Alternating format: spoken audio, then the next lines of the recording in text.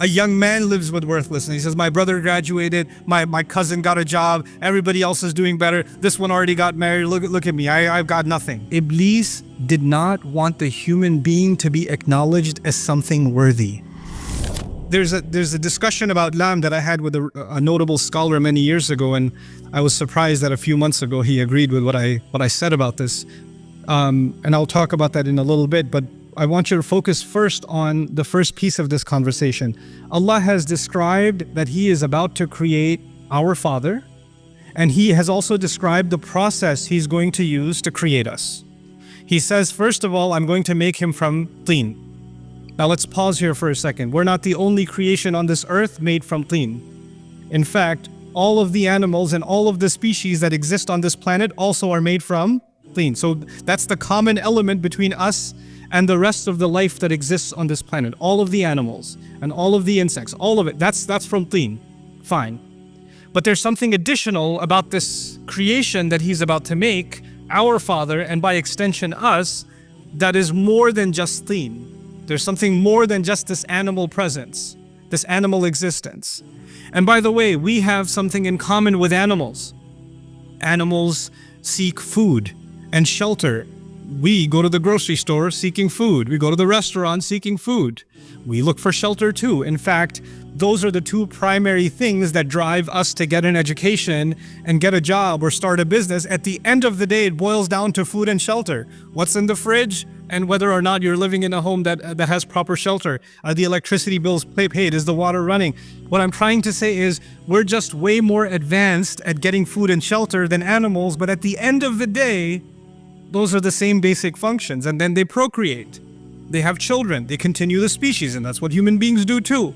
So in that sense, as far as the continuity of life, we're not that much different from the animal kingdom and from what any other species does. We build homes, a bird builds a nest.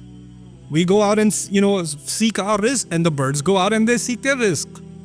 But then Allah adds, He's informing the angels, why is this creation from dirt different from all the other species that exist? فَإِذَا سَوَّيْتُهُ, when I make him balanced, taswiyah is actually to perfect and balance the craft of something. So for example, if somebody's designing, or welding metal, they kind of make sure that the metal is welded completely even, and they have tools to make sure that it's completely straight. That's called taswiyah.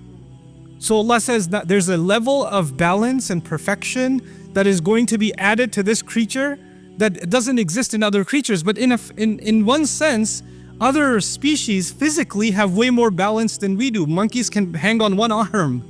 They have pretty good balance. Birds have amazing reflexes, right? So this is talking more than just our ability to stand up on 2 feet. Allah is telling us that human beings will have an ability to balance opposing things. They're going to have the ability, for example, to balance their individual needs with the needs of their family. They're going to balance their personal responsibilities with social responsibilities. They're going to balance their rights and their responsibilities. They're going to balance, our entire life is actually going to amount to balance. And in fact, today, now, there's a multi-million-dollar industry that, teaches, successful people, business people, executives, they attend these work-life balance seminars, right, to achieve balance. And Allah says that human beings have the potential, this human being will have the potential to live a life that is evened out, that's balanced. As one of the great qualities of the human being that Allah describes, that's going to make him amazing. So first, he's made like every other animal, but then he's got this remarkable ability to balance things. And then he says, on top of all of that, وَنَفَخْتُ فِيهِ مِنْ رُوحِي. By the way, one aspect of balance before I go further is he says, the balance is actually between our impulses, our emotions, and our thought process. So let me explain what that means. When a hungry dog sees something, it goes and it bites it. It doesn't think about the consequences. There's the emotion and then there's the action. That's it. But human beings, they can look at something and say, no, that's illegal. No, that's haram. Their mind comes in at work. They think about the consequences. You're getting late for work. There's a red light, right? You have the ability to balance your emotion, your need, your desire to get to work early, but your need to abide by the law and stop at the red light. We're able to balance our thoughts and our emotions. Unlike other species, when they have an emotion, they have an impulse, they jump on it. They react. But we can think about the consequences. We can think about the long term. We can hold ourselves back. That's actually one of the great names of our intellect in the Quran is Al-Hijr and An-Nuha. These are words that are used to describe our intellect, and the Hijr means a boulder, a rock, because a rock is a barrier to moving forward. And An-Nuha is prevention, because our mind prevents us from doing stupid things. It gets in our way, and sometimes, I get overwhelmed with emotions and we make stupid decisions, or we say things we shouldn't have said, or we do things we shouldn't have done because we weren't thinking at the time, because we let our emotions get out of balance, right? So Allah Azza wa Jalla here says, human beings will be made with this amazing ability of balance. Then He says, وَنَفَخْتُ فِيهِ مِنْ رُوحِي, and then on top of that, I will blow into him from my own ruh, meaning the ruh that Allah especially designed for this human being, this special spiritual connection, this special thing that will connect him, this human being, and Allah together in a unique way, in this unique, powerful way. That's what's going to be inside him. So this ruh is inside him, unlike other animals and other species. There's a special kind of thing, a special kind of light inside this human being. So he's made up of these three things. He's made up of dirt, and he's made up of this balance, and he's made up of this ruh. Three components Allah described in this ayah, and He let the angels know these are the three parts that will make this human being amazing. And when these three things come together, then فَقَعُوا لَهُ سَاجِدِينَ, then fall into sajda. And Allah is making a claim here to all of the angels. And the angels, it's important to note, the angels don't just see the seen. The angels are creatures of the unseen. So what is invisible to us, like the arsh of Allah, what is invisible to us like the jinn, what is invisible to us like the secrets of the skies. Many of them, the angels, they travel through the skies. So we can be amazed by a mountain or an ocean or a waterfall, the seen world. That amazes us. When somebody studies the universe and looks through an electron microscope, they can be amazed by the vastness of the seen universe. Can you imagine? Add to the seen universe those that have seen the unseen also. How much more amazed by what Allah does are they? And then on top of that, they get to communicate directly with Allah. Allah talks directly to the angels. They're not like us. They have direct back and forth communication with Allah. And Allah is telling them that this creature is so incredible. Of all the vast universe that He created, of all the things that He put in this remarkable seen and unseen kawn, He says this one thing is so powerful that every last one of you should be overwhelmed at what Allah has done when He created Adam. That you should fall into sajda. You should just be like in awe of this incredible miracle of Allah that deserves that all of the angels of Allah, فَسَجَدَ الْمَلَائِكَةُ كُلُّهُمْ أَجْمَعُونَ, all of them, all together fell into sajda. The thing is, when the staff of Musa alayhi salam incident happened, a few magicians fell into sajda.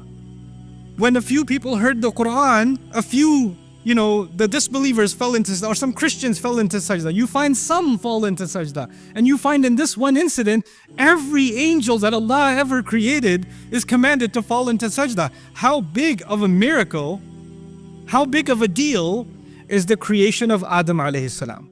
How powerful is this creation? When you contemplate that, and again, Adam has not been created yet. This is just the announcement. Why should you be so amazed? What deserves this sajda? What warrants it? Why should they fall on their faces? Well, it's because of these three things. إِنِّي خَالِقٌ بَشَرًا مِّن طِينٍ فَإِذَا سَوَّيْتُهُ وَنَفَخْتُ فِيهِ مِنْ رُوحِي. Then fa as-sababiyya, therefore or thereafter fall into sajda. The fa could be sababiyya too. Thus you will fall into sajda before Him. So now this announcement is made. And Iblis, we know, heard this announcement also. And if Iblis heard this announcement, he also knows that Adam is made up of three things. I keep saying three things so it sticks in your head. Three things, three things, three things. But we know that when Allah tells us that when he refused to do sajda, he turns to Allah. He doesn't say خَلَقْتَنِي مِن نَارٍ وَخَلَقْتَهُ مِن طِينٍ وَسَوَّيْتَهُ وَنَفَخْتَ فِيهِ مِن رُوحِكَ. He doesn't say that. He says, you made me from fire, you made him from dirt. That's just one of those three things, isn't it? There's two more things. And he knows about those two other things. He knows about the taswiyah, the balance of the human being. He also knows about the ruh that is inside the human being. But when he complains to Allah that you made him from dirt, he pretends that he doesn't know about those other two things. But he does. He fully knows. This is a really important thing that I want to highlight in these brief moments in this khutbah. There's hundreds of lessons in the story of Adam alayhi salam, but I hope I can do some justice to this one lesson that I want you to take today. And that is that when he denies these other two things, he knows that if he acknowledges those two things, then he has to acknowledge how incredible the human being actually is. But if he only acknowledges the dirt, if he only acknowledges the mud, then what's the difference between Adam and a horse? What's the difference between Adam and a cow and a monkey? They eat, he eats. They get shelter, they get shelter. They have kids, he has kids. He's just an evolved animal. That's all. Okay, so he can stand on his 2 feet. Big deal. What's the big deal? He's just an evolved species. There's nothing more to him. There's nothing more to him. So he deliberately denies two components of our existence out of the three. Two of them, he denies them, and if he accepts them, then he has to accept the supremacy of what Allah has made, the remarkable thing Allah has made. Now, he hates humanity. He blames Allah for giving us this position, and he swore that he wants to not only see Adam alayhi salam fail, because if you hate Adam, then you got Adam expelled from Jannah, you should be like, I'm good now, I got my revenge, feel better. Nah, he doesn't feel better. He's like, now I'm gonna get his kids, and now I'm gonna get his family, and now I'm gonna get their kids, and their kids, and he keeps ruining human beings time and time and time and time again, and the rage of his fury doesn't go away. He doesn't feel any better after getting revenge or destroying. He doesn't feel any better. So the thing is, how does he destroy human beings? He does many things to destroy us, but one of the most important things he does, which is actually, now I get to talk about the topic of my khutbah today. One of the things that we learn from this passage and these ayat of the Quran is that Iblis did not want the human being to be acknowledged as something worthy. And his greatest success, one of his greatest successes, if he can convince you and me that in fact you're not worthy. Self-worth, valuing yourself, respecting yourself as a human being, is actually one of the great crises in the world today. People in the world of sociology, people in the world of psychology, people in families across the world are facing a crisis of people who don't see any worth in themselves. Oh, I used to have a job, but I'm retired now. Nobody cares about my opinion. I'm worthless. I just sit home all day. My son has a job. My daughters are gone away to college, and I'm just useless here. I'm just a burden on everyone. There's an old man sitting in his home thinking he's completely worthless. All I can do is just go to the masjid and come back, but I live with this worthlessness inside me. It's just better if I just die. These are the thoughts he has inside. He doesn't say it. Sometimes he even says it. He lives with this worthlessness. A young man lives with worthlessness. He says, my brother graduated, my cousin got a job, everybody else is doing better. This one already got married. Look at me. I've got nothing. I didn't accomplish any of those things. Oh, I wasted so many years. I should have done this. I should have done that. Everybody tells me I'm a loser. I must be a loser. What does Iblis want to do? He wants to get people to say things around you in your life. They'll say things to you that make you feel worthless. They don't even realize they're doing it. They don't even realize it. But they're having this effect on you when you start thinking, yeah, maybe I am worthless. Maybe I'm not that big of a deal. I'm a nobody. And you know what that does? Once you develop low self-esteem, you don't value yourself, then you're always thinking the only way I will be valued is if somebody else values me. If somebody else approves, then I have value. So I'm gonna take a picture of myself. I'm gonna make sure I change all the filters enough times, and then I'm gonna post it online, and I'm gonna wait for somebody to do this, or somebody to put one of these, or at least a mashallah or something. Give me something, because if somebody gives me, I have some value. All right, now what do I got? I need more value, because I'm worthless again. I haven't posted in 2 days. I need to get back on. I need to feel valued again. When you don't have enough value for yourself, you're always looking for value from where? Somewhere else. Someone else. Always looking for somebody else's approval. Always looking for somebody else's compliment. You didn't say anything. You didn't do, so what do you think? What do you think I should do? What do you think of this? What do you think of that? Constantly asking for somebody else's opinion. Because without it, you're worthless. When you truly realize your worthiness, then you realize that if someone is criticizing you and saying, hey, you said this incorrectly, or you need to improve this, or this could be better, then they're doing me a favor to help me improve. I don't feel like I'm being insulted, because when you have really low self-worth, then criticism feels like you're being pushed even lower down. But that feeling goes away once you have value for yourself. Once you recognize Allah has given me value, then you start seeing correction or criticism as an opportunity to grow. It's not humiliating anymore. Find value in yourself that Allah has already given you. May Allah Azza wa Jal allow us to value ourselves, see our worth, and not allow shaitan to make me and you see ourselves as someone worthless or unworthy or someone who should be stepped on or should be punished. We should stop doing that self-hatred, and may Allah allow that self-value